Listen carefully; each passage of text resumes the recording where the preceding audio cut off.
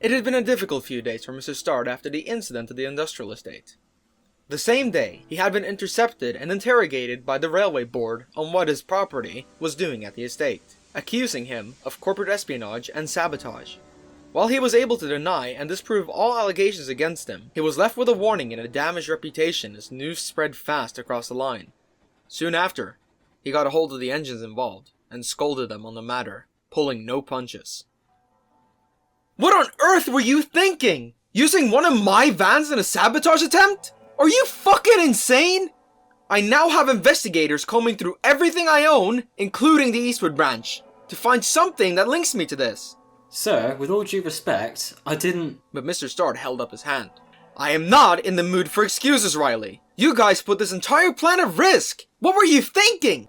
Look, sir, I'm sorry it backfired, but you told us we had to come up with something and fast. So we did. Mr. Starr eased off a little, but he was still visibly angry. Look, this whole thing could have been avoided if you just roped me in. I honestly had no idea what was going on before I saw the van up close. And by then, it was too late. I guess that makes sense.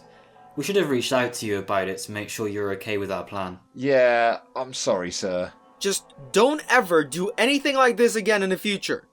We have to lay low for a while now. No funny business until this all blows over. Okay? The last thing I need is another reason for the higher-ups to get on my back.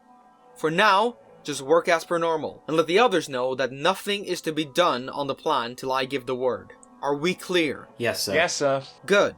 I want no more surprises on my railway. Now if you'll excuse me, I have to catch the next train down to Manifel, so I'm not late for my next interview. This is gonna be a long day. Mr. Starr then walked off towards the station to catch his train. And as soon as he was gone, Riley shot Ramsey a worried look. Say, Ramsey, I've got a question for you. Sure, what's up? Let's say that, hypothetically, me and Clark went up the abandoned branch and found an A-van full of tools that are brand new on a set of points that look newly built, and that we hypothetically heard a voice up there telling us to get out. Would it be a good idea to tell Mr. Stard?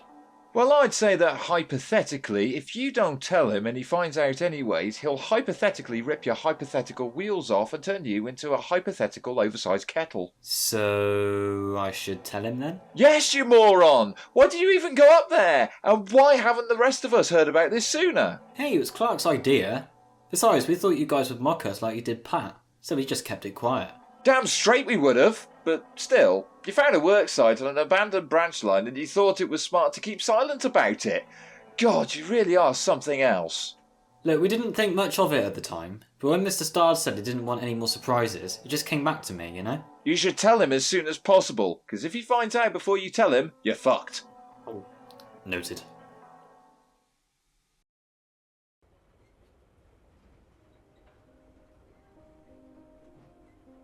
The rest of Mr. Starr's morning went by slowly. He had gone through all his paperwork on his purchase of the wagons involved in the incident. Though he was nervous, he kept up a calm demeanor while the men continued to pepper him with questions after question.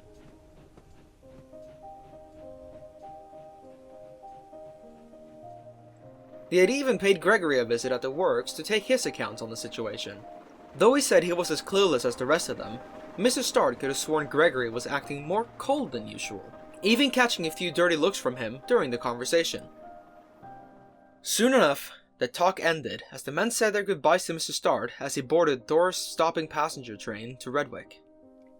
He leaned back and breathed a sigh of relief as Thor departed, praying this would all blow over sooner rather than later.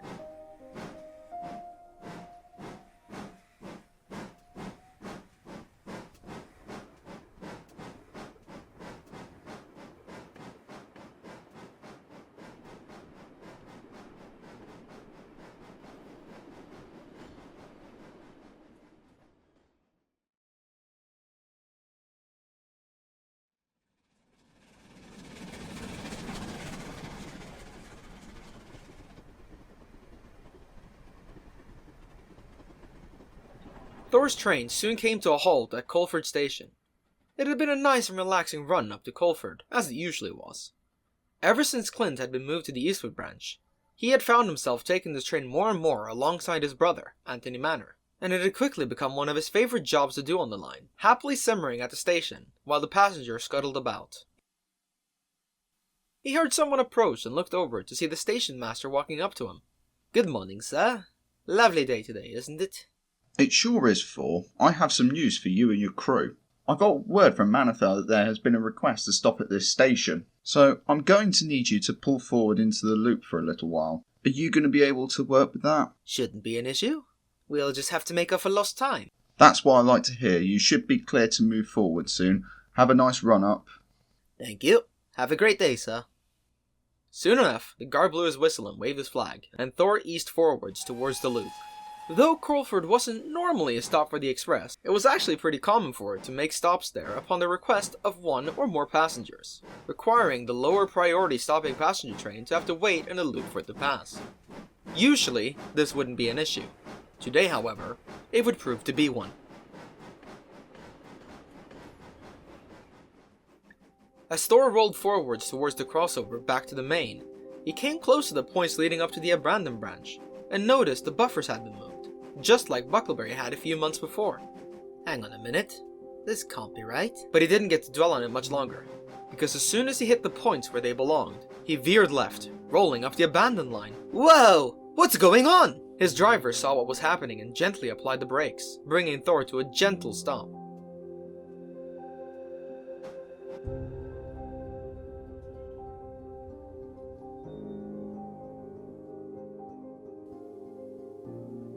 Mr. Start had seen what had happened and clambered out of his coach before making his way up to where Thor was. He looked just as confused as the Manor.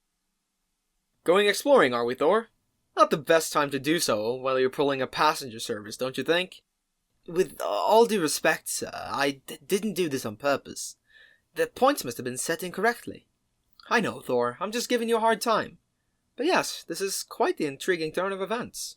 Are you okay?" "Well, yes, sir. I didn't hit anything. Not even a bush. It looks like they were already broken by something before me, and the buffers weren't even covering the line." "I see." He looked up the line, deep in his own thoughts, but Thor snapped him out of it. "Sorry to interrupt, sir, but you should probably get back on board. We're going to have to get moving soon." Oh, right, of course, as you were." Mr. Start returned to his coach as Thor moved backwards to allow his driver to set the points for them to move forward.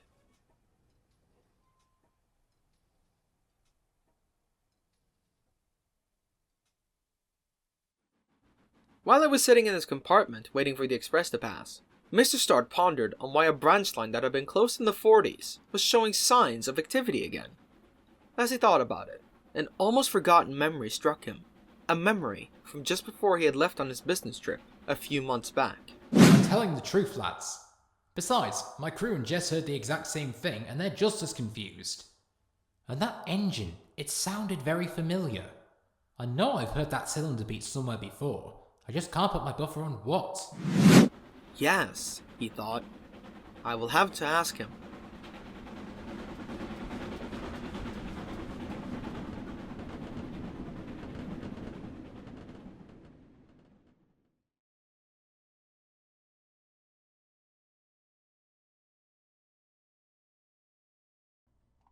Later that evening, Mr. Start was standing at Eastwood Junction. It was a bit chilly outside as he watched the workers prepare the mail bags to be loaded onto Pat's evening mail run. He had wanted to get a hold of him earlier, but due to his own schedule, he didn't get the chance to meet up with him until the very end of the day.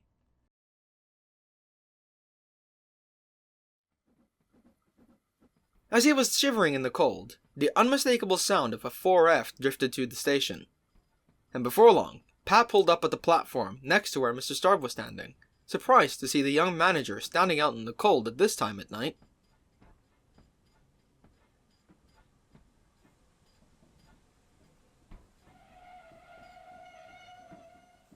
"Good evening, Pat." Good evening, sir. What brings you here at this time of night? Everything alright? "Actually, Pat, I came to see you. I was hoping I could ask you and your crew a few questions." Certainly, sir.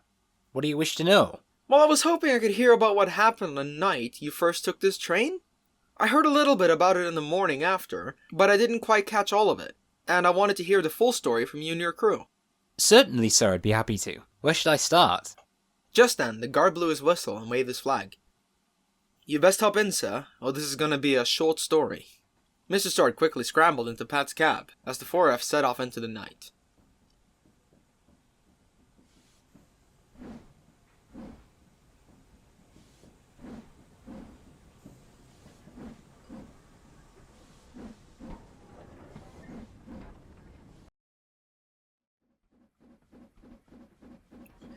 The journey flew by fast as Pat gave it his all, like he always does on the job. Throughout the journey, Pat and his crew had filled Mr. Start in on everything that had happened on the evening of the incident. Everything from the fog, to the diversion into the sidings, the voices in the fog, and the sound of an unknown engine going up the branch. Soon enough, they reached Manifel Junction, where Mr. Start disembarked, now more on board with the situation. I think I understand more now. That would explain why the buffers were moved, and the bushes were run over. I can't believe no one noticed until now.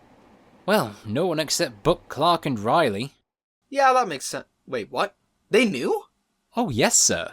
We all talked about it up at Colford a few weeks before you came back. And none of them thought it would be a good idea to let me know about this. I don't think they wanted to talk about it, especially after how shaken Clark and Riley seemed when they came back down. Whoa, hold the phone. I can't, sir. I have no arms. Funny, but Riley and Clark went up there? That line hasn't seen maintenance since the war! It could have ended in a disaster! Well, I don't know what happened exactly. They haven't actually talked to anyone about it since they got back, so I assume something happened. Huh. I wonder where he's off to.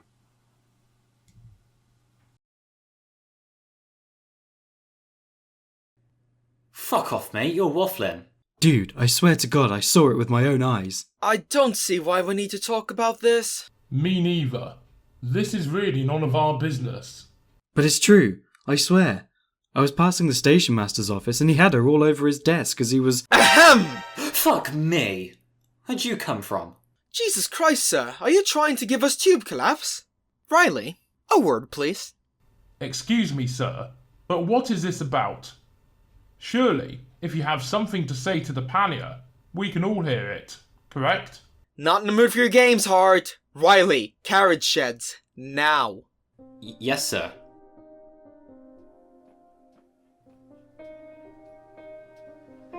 So, what can I help you with, sir? Riley, do you remember this morning when I said no more surprises? Yeah? Well, it just so happens that Thor had to go into the loop today as King Richard had a request stop with the express. And you'll never guess what happened. What would that be? Well, Thor was suddenly switched into the abandoned branch of all places. I was quite shocked when I saw it happen, thinking we were about to crash. But somehow nothing happened, for you see, the buffers weren't there. They had been set to the side. So I went to check up on him and he told me he hadn't hit anything. Not even the bushes. And that reminded me of a story Pat was telling you guys about the morning I announced my departure. Sir, if I may? I'm not done yet. So I catch up with Pat and his crew at Eastwood, listening to their account all the way down, and you'll never guess what they told me. That me and Clark ever so slightly may have trundled up there. A little bit. A teeny weeny tiny minuscule bit. Very good, Riley. Now, tell me exactly what happened or I'll turn you into an oversized kettle. Are we clear? Well, you see, what happened was... I do not like this in the slightest. Don't like what, Hart? What Mr. Stard is doing. This secrecy, purchasing land, engines and stock, taking engines aside for a one-to-one talk, and not to mention sabotaging companies in the industrial estate. Oh, come off it, Hart. Do you honestly believe that Mr. Stard would actually do something that would so obviously link back to him? To be fair, Hart, I do have to agree with Drax here. Why would a man who has the access to all the rolling stock on the branch choose one that he privately owns? It feels more like a setup than anything. You can't be serious, Banbury. You can't tell me that you haven't noticed anything shady going on since Mr. Stard saved that pannier. He's been all over the place and hasn't had his full attention on the job at hand. Hence why Mr. Hoff still has to assist with the operations on the line. Well, yes, I have noticed that, but accusing him of sabotage? That's a bit far, is it not? No, I don't think it is. Something fishy is going on here, and I'm determined to find out what. Now, if you will excuse me, I have work to do tomorrow and need my sleep. Good night, gentlemen. And then I ran off after him shouting profanities. We got back to Colford Station and agreed not to speak of it again. I guess we forgot about the point when we ran off back to the sheds.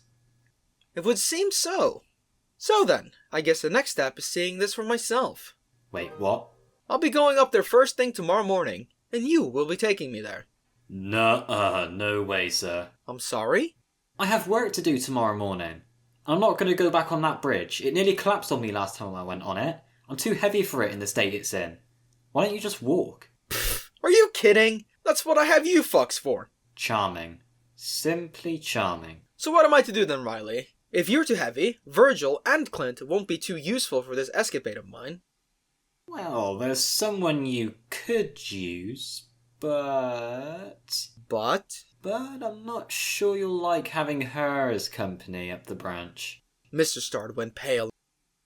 You don't mean... Oh, sir, I do mean. Mr. Stard gulped. He knew what the risks were. The physical damage would be 0 to none, but the mental damage... I will make the arrangements. I'll have to move quickly, though. Last thing I want to happen is her being seen by anyone. Well, I wish you the best of luck, sir. You're gonna need it. You've got that right. Now, if you'll excuse me, I have a phone call to make and a god to pray to for tomorrow. You have a good night, Riley. You too, sir.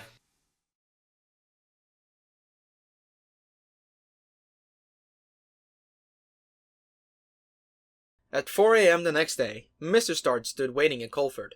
He looked at his watch. There was only 5 more minutes till she arrived. He had spent the majority of the night trying to prepare himself mentally, but deep down, he knew there was no way to prepare for the psychological damage he was about to endure. He stood all alone in the eerie silence waiting. However, he wasn't alone for long. A voice spoke up from behind him. Okay, Bradford, what's so important? I had to get me out here so early in the goddamn morning. Ah, good morning, Jack. Trust me, you're gonna want to be here for this. You and me are gonna go on a little adventure. Right. And where would we be going then, on this little adventure of yours? Up there. He motioned to the old abandoned branch line. Really? That old line? I thought it was abandoned in the 40s. So did I. Until last night when I got some new information that I found quite intriguing. Is that so? And what would that be? Just wait and see till we get up there. However, I couldn't get any of our engines to go up there. Apparently, anything over 30 tons is a no-go. And you know this how? Riley and Clark went up there while you were in charge, nearly collapsing one of the bridges. Oh, brilliant. So how are we getting up there then? Walking? Oh heavens no, we have engines to do that for us. But you literally just said that 2 of our lightest engines can't go up there. You're right. Our engines can't go up there. But what about one we don't own? What do you mean? Just then, a whistle drifted through the air. It was one Mr. Hoff had never heard before. Not long after, the shape of a little black tank engine became visible in the distance. Bradford, who is that? I'll explain later. Just prepare yourself mentally. You may not return the same man you were when you woke up this morning. And don't even think about running away. She will find you. She? It was then that the engine pulled up alongside the 2 gentlemen. Mr. Hoff recognized the engine as an A1X Terrier class from the southern region. On the side of her water tanks, she had a shining nameplate that read Gladys. Jack, meet Gladys, an escaped engine my grandfather took in all the way back in 1923. She's been hiding at the quarry up at Eastwood since then. Not many people know about her, and most who do wish they never did. Gladys, this is Mr. Hoff, my apprentice in the way of running things on the line. It's a pleasure to meet you, Gladys. I take it that you'll be transporting us up the line then. Gladys eyed the man up. Oh, young man, I'll do more to you than just transport you up the line. I've been longing for a good stoking for weeks now. Ooh. Excuse me, what the fuck? Anyways, Gladys here is by far the lightest engine on the line, so the bridge should be more than strong enough to handle her. Now come on, Jack, let's get inside her before people or engines start showing up. Oh, you always know what to say to get my lubricators going, young Bradford. Oh, fuck me, this is gonna be a long day. Oh, young man, I gladly will. I think I'm gonna be sick.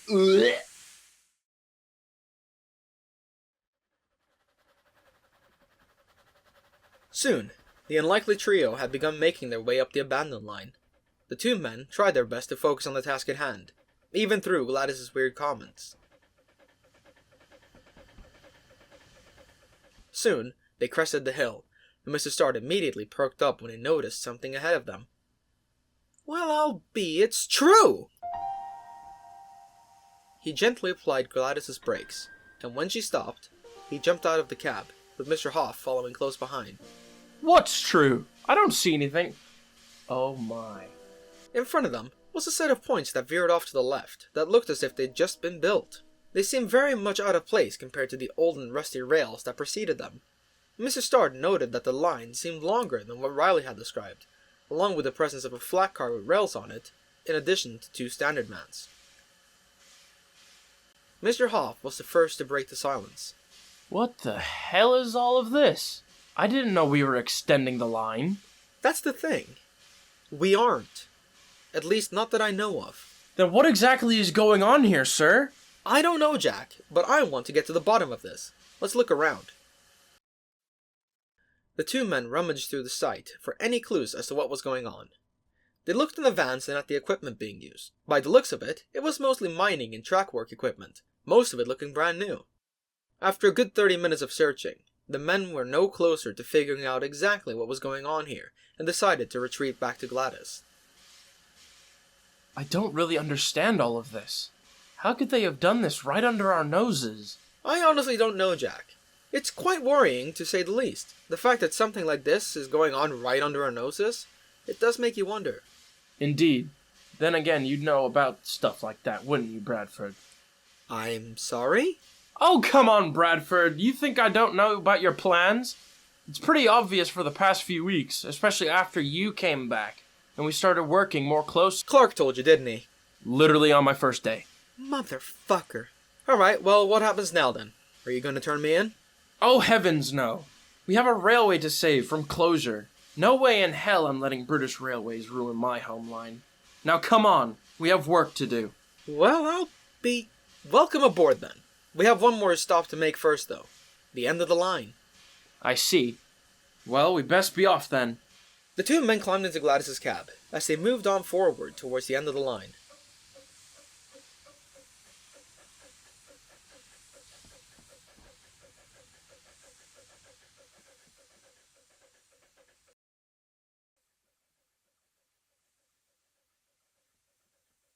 Though the journey across the viaduct was done with the men holding their breath due to how unstable it felt due to the years of neglect, they made it to the end of the bridge safely, and before long, they arrived at the station.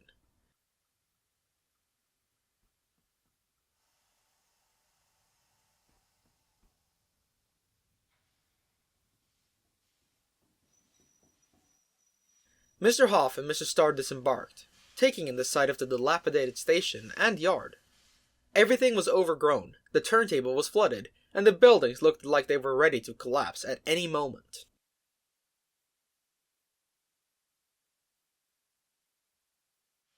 Jesus. I thought you said this was abandoned in the mid-40s. This looks like it's been neglected for way longer than that. You're right. While the line itself was officially closed in 1946, it saw little to no use from early 1939. By the end of the war, it was already in a sorry state. So the board came to the conclusion that it would be too much work to repair it than it would be just to close the line as a whole. Thus, it was just closed. I see. Well, it's quite understandable, though. It's also a shame. This looks like quite the quaint area. It really is. Who knows? Maybe I'll reopen it someday. Did you hear that? I did. It sounded like it came from my goods sheds over there. Should we investigate? No, Jack! We should fuck off down the line and forget all about it! Okay. Dick. The two men eased their way over to the old goods sheds. It looked just as worn as the other buildings, with windows broken and the roof falling apart. Mr. Stard swore he could see something inside, but from the distance, it was impossible to make out just what it was. But when they got closer, the unmistakable shape of wheels, a boiler, and coupling rods became visible. Then, it dawned on the two men. Is that? You've gotta be kidding. There, hidden inside the goods sheds, was a worn-looking LMS Black 5. The engine itself looked to still be asleep, not paying any attention to the men looking at it. Mr. Stard looked closely at the engine before speaking. I guess that explains what Pat heard that night. No wonder he recognized the sound of it. But what's a Black 5 doing all the way out here? Well, why don't we ask it? Wait, hang on. Is that really a good idea? Good morning, chap! What brings you to this part of the network? The engine yawned and stirred as it opened its eyes, trying to focus on where the nose came from, before finally laying its eyes on the two men in front of it. What do you, Gah! Who are you guys? Why are you here? Whoa there, easy now. We mean you no harm, lad. My name is Bradford Aaron Stard. I'm the manager of this railway, and this gentleman here is my apprentice, Jack Andrew Hoff. What's your name? I'm Jeremy, sir. It's nice to meet you, Jeremy. But why are you here of all places? And how did you get here? I'd rather not say. There's no point anyways. You guys are both from British Railways. It's over for me. What are you talking about? Jeremy, before now, we didn't even know you were here. The only reason we're up here is because we had two of our engines exploring this line without our permission, and they ran away from here scared shitless. Wait, so you're not here to take me for scrap? No, not at all. We were just looking for answers. So, are you going to tell us what you're doing here? I ran away from my shed. Ever since we got nationalised, I've been getting neglected more and more. Be that with maintenance, overhauls, washdowns or repaints. Hell, I barely even had any job to do for the last few weeks. I confronted our manager about it, and he scolded me harshly for it, saying I was lucky to be in one piece still, and that if we were up to him, I'd be in a scrap siding before I could lift my safety valves. I was only there as a backup, only called out whenever another engine failed or no one could fill in for me. So in the end I ran. My driver grew up in this area, so he knew it was abandoned and that I could hide here. We disguised ourselves as a light engine transfer and made it onto this line before the alarm was raised. That's no way to treat a hard-working engine. You're very brave for making it this far. It was a smart move on your crew's part to take you here. Probably the best place on this line to hide. I thought that too, until I realised you guys were doing construction up here. I wanted to convince my driver to go back up to the main and find somewhere else. However, he insisted that I'd be safe, so I've pushed on. You've been here for a while now, haven't you? Have you heard anything from the construction site while you've been up here? You see, we aren't actually doing any construction up here. I literally found out about it all last night, and I was hoping you knew anything about it. Unfortunately not, sir. I do see when they are there, due to the lights they use, but I'm too far away to hear anything, and I'm too scared to get any closer. The only time I got closer to the bridge was when someone was making their way over it, and I chased them away. I can confirm you did indeed chase them off. They were in such a hurry to get away that they forgot to set the points back. I'm sorry about that, sir. I just didn't want to be found and hauled away. Oh, no worries, I found it funny as fuck. However, we do have a bit of a dilemma. Even if we wanted to get you down from here, we can't at the moment. The viaduct is too unstable. 30 tons would be enough for that thing to collapse, so we'll have to strengthen it at some point if you want to work again. Work again, sir? Well, we can't let your potential go to waste now, can we? If I can get the necessary arrangements done, I would like for you to come work for me. I'm a firm believer in second chances, and I really believe you deserve one after all the effort you've gone through. Oh, thank you, sir. I would love to, but how long will I have to remain up here? Well, if we want to do any work to the viaduct, we'll be giving away the fact that we know stuff is going on up here. And then we may never know what's happening. So it could be a while. Yes, that is very true. But don't worry too much, okay? We're going to keep your location secret for now. And I'll even come visit you from time to time and keep you updated on what's going on. How does that sound? That sounds good to me. Thank you. Both of you. You're quite welcome. Now, we have to dash. We've spent far too long up here, and we have a railway to run. I'll be in touch, Jeremy. After they've given Jeremy a promise of safety and anonymity, they've returned to Gladys, who had been turned around, ready to return down to Colford. They waved goodbye to Jeremy from Gladys's cab as they set off back down the branch. When they reached the cutting before the viaduct, Mr. Starr asked the crew to cut steam and stop Gladys before climbing down the cab, with Mr. Hoff following behind him. What's the matter, Bradford? Nothing yet, but I'd rather be safe than sorry. About what, exactly? About being seen by anyone with Gladys, firstly, and secondly, I don't want people to know what we've been up to up here. If whoever's building up there were to find out, they may run off with their tails between their legs. Fair enough. The two men made their way over to the viaduct and looked towards Colford. And much to their dismay, the station was bustling with engines and people alike. They could even see Buck bunking off work in the sheds. Fuck. We wasted too much time up there. So what do we do? I only see one way, and while I don't like it, it's the only way. Gladys will have to go back up to the end of the line and stay there till further notice. We, on the other hand, will have to do the unthinkable. Walk. You really are a lazy fuck, you know that? And proud of it! Mr. Starr walked back to Gladys and her crew to explain the situation, before returning to Mr. Hoff and walking back down to Colford. Before long, they had made their way down to the points at Colford. Mr. Starr stopped to catch his breath. Fuck me! That was a long walk. We literally walked 15 minutes downhill. You need to get into shape, man. I don't do walking. That's what I have the engines for. What's the point of having engines if I can't abuse them to take me around everywhere? Fucking figures. Anyways, I need to inform the rest of the guys about what's happening with the branch, so they can keep an eye out for any suspicious activity in the area. I suggest you go up to Redwick and cover my ass for a few hours till I can get back up there. So, the same as usual? Pretty much. As the two men stood there talking, they didn't pay much attention to Hard Hall, who was passing with the local train. He eyed the two men up suspiciously, quickly being able to deduce what the two men were up to, simply by looking at where they were standing.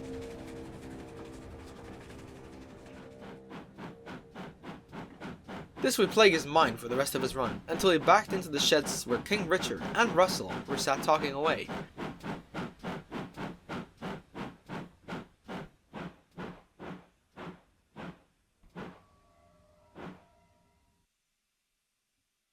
What's the matter with you, mate? You look as if your boiler's about to burst. What's on your mind? I think I'm getting closer to figuring out what Mr. Starr is up to, though it's mostly a hunch at this point. What do you mean? Well, I was hauling the local earlier, and when I got past Colford, I saw him and Mr. Hoff hanging around by the points 4 almost went up yesterday. They seemed to be talking about the branch itself. I think he's planning on doing what he did with the eastward branch to that one.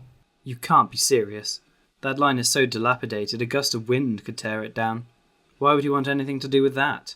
More importantly, what benefit would he gain from buying that line?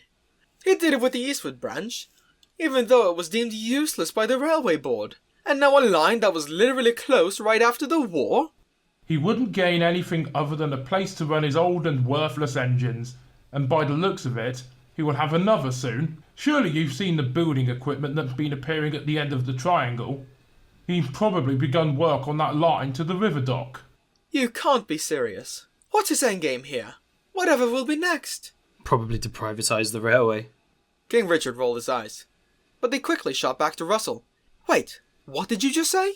I said privatising the... Wait, you don't think? Oh, that sneaky son of a bitch. And that's all there is to it. No kidding. So he was up there all this time? Yep, ever since Pat's first post run. Looks like he wasn't making it all up after all. I guess I owe him an apology then. Well, yes, but not yet. We can't let anyone know he's up there. He's on the run for a reason after all. True enough, but why did you have to wake me up and bring me down here just to tell me about this? Couldn't you have just told me and let me go back to sleep?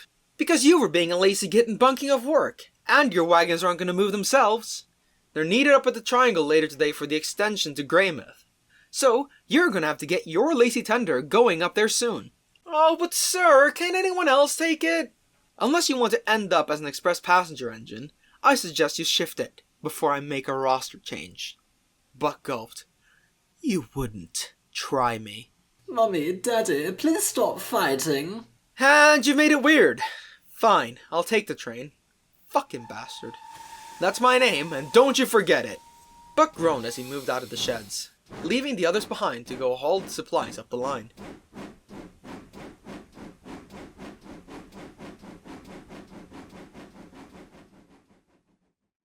Oh shit! What's that? I forgot to tell him not to say anything to Clark. We all know how he can overreact about things. Yeah, don't worry, sir. He's a dumbass, but not that stupid, I think.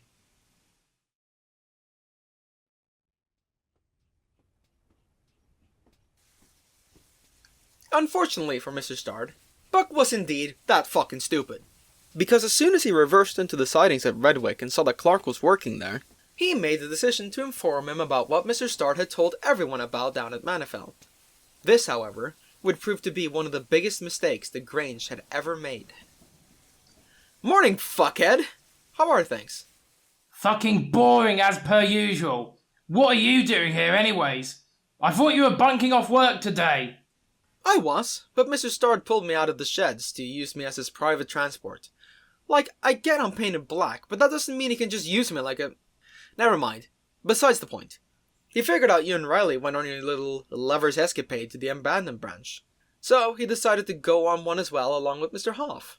You don't say. I do, actually. They went all the way up to the end of the line. Even found that set of points that you two found. But according to what Mr. Stard said, the line after the points has been extended. After what he told us based on the information he got from Riley, at least. So you're telling me that people are building a new line up there? Who is it? That's the thing we don't know. But while that mystery still stands, another has been solved. What other mystery? The one that caused you to run away like a little bitch back down the line. Where did you hear that from? Riley told us. Cunt! Pipe down, will you? Did it ever cross your mind that there might be someone up there? Why would there be someone up there? The place was cleared out and abandoned after the war ended. No one could have stayed behind. Who said anything about that? It's the thing Pat said he heard on his first mail run. It's a LMS Black 5 named Jeremy who's on the run from British Railways. He thought you guys were out looking for him, so he tried to scare you off. Looks like he was successful. Buck laughed and looked over to Clark. However, Clark wasn't laughing. There wasn't even a slight hint of a smile. Instead, there was an angry look on his radiator. And as he opened his mouth to speak, Buck knew. He fucked up. You're telling me that piece of shit hid on our line and trying to get us off? I'm gonna kill that kettle! Whoa, what the hell, Clark? Quiet down, will you? People might... I don't care. So this Black 5 is on the run from those arseholes we're trying to get the line back from, and he's too much of a pussy to face it head on? If Mr. Stard wasn't ordering us to lay low after you guys fucked up the sabotage at the estate, I'd be on my way to kick his ass right now. Clark, shut up! People will hear!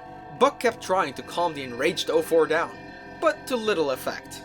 What they had failed to notice before it was too late was that Hard Hull was departing from the platform, with the express headed for Reading. He had heard everything. He let off a blast from his whistle, shutting the two arguing engines up as he moved past. I knew that starred bloke was planning something. Thanks for letting it slip, you morons. Can't wait to tell the board about this. Wait, what? No! Clark, you fucking idiot! I didn't know he was... Wait, where are you going? Get back here, you pompous asshole!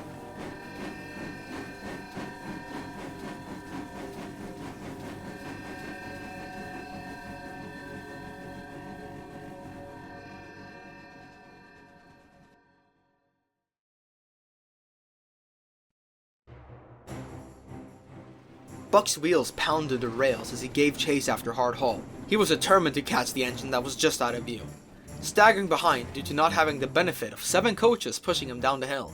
They thundered through Endon, with the station master waving his red flag on the platform like a madman at Buck, but the Grange ignored him and pushed on. Hard, on the other hand, had heard Buck shout for him to stop, but instead of slowing down, he was powering ahead, determined not to be caught up by a lowly Grange. They thundered over the viaduct, passing a very surprised Drax who was waiting on the all-clear from the industrial estate.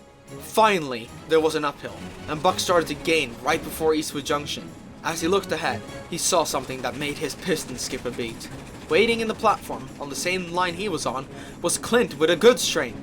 Holy shit! Driver! What the hell? Buck's driver slammed on his brakes as Hardhole soared ahead. Both Clint and Buck shut their eyes. They were certain there would be a crash. But thanks to Clint standing still and Buck traveling a light engine, he managed to stop just a couple of meters away from Clint. Buck slowly opened his eyes to meet the angry scowl of Clint. That wasn't his biggest worry right now. Hardhall had gotten away. God fucking damn it! What the hell are you playing at, Buckleberry? Who do you think you are, racing down the line like that? And why were you chasing Hardhall? You don't understand. He knows. Knows? Knows what? Buck quickly explained to Clint what had happened, and by the time he had finished, Drax had pulled up next to them. And then, thanks to that fucktard of a shunter, I had to try and stop Hardhall, and well, you know the rest. Holy shit, dude. How could you have fucked up that bad? Look, I was trying to give Clark some closure on the matter, okay? I didn't know he'd go thermonuclear on me.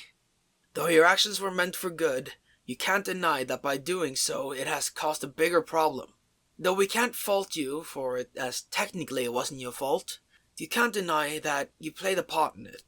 And it definitely doesn't help your case that you took after him on the wrong road.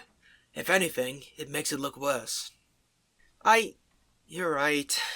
I'm sorry, guys. I just wanted to help, is all. Yeah, but you sure fucked that up now, didn't you? The want to do good can be the biggest cause for doing bad. We know you tried, Buck. Just be more mindful in the future, yeah? I'll try, Clint. Thank you for understanding. Now there's just the issue of what to do with Hardhall. Well, he's long gone by now, that's for sure. So no chance in catching him up. No, and it wouldn't do much anyways. Our only hope is that the people he tells don't believe him, or that they lack the evidence to prove anything he tells them about. I guess you're right. Both of you. Now come on, you two. We have a railway to run, not a sewing club. Mr. Start is waiting for me up at Spear. I will inform him of what has happened. So be prepared for a serious meeting later on. Yeah, that's probably for the best. Thank you, Clint. And again, I'm sorry. Don't worry about it, Buck. It's in the past now. Just keep that smoke box up and keep working. We'll deal with this when the time comes. Okay, Clint. Take care. And so, the three engines went their separate ways. This had become quite the dilemma, but they had hoped that it would work out in the end, that Mr. Starr would know what to do, and how to get him out of this mess. It wasn't much hope, but it was enough to keep them going for the rest of the day.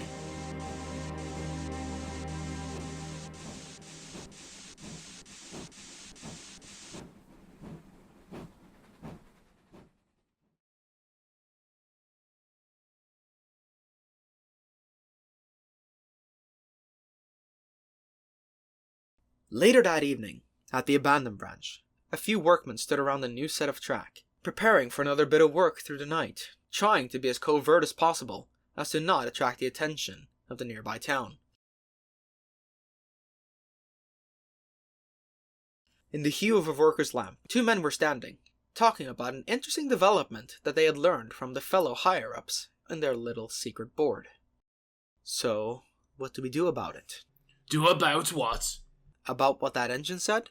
About what Bradford has been doing all along. We have a witness and evidence against him now. We can get him fired. No, I don't think that will be wise. What? Why not? He's been a thorn in our side ever since he took over management of this railway, and we've been trying to get him out for years. And now we have our chance, and you won't take it? Think about this for 1 second. Though he's been a pain to us, the people and the staff love him, especially after he stopped the closure of the Eastwood to Spear line. No, I hate to say it, but if we get rid of him now, the backlash will be too great. Then what do you propose we do? It's quite simple, really. He wants to play dirty with sabotage on our operations, then we'll play dirty back.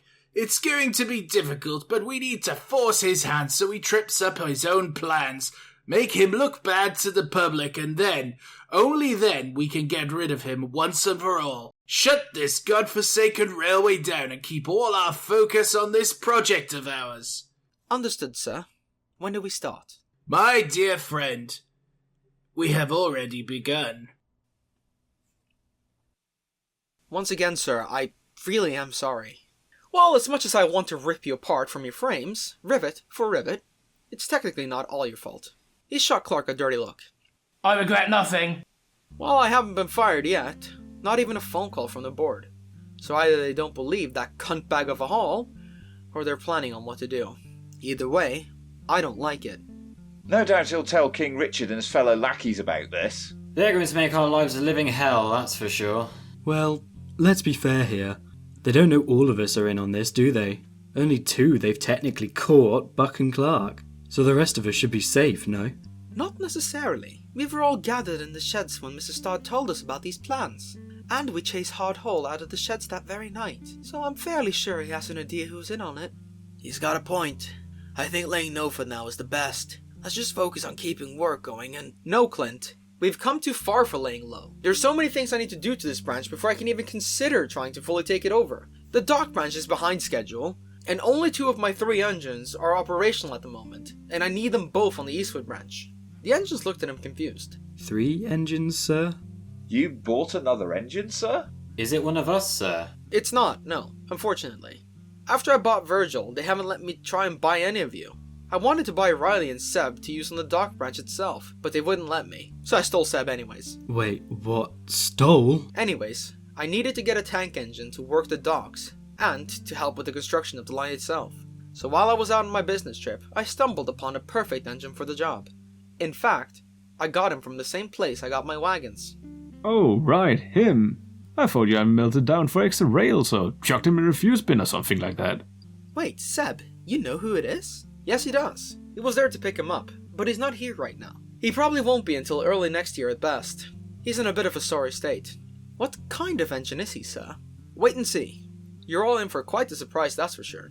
Now I believe it's time we all get some sleep. It's going to get hectic going forwards, so I'm going to need you all at your A game.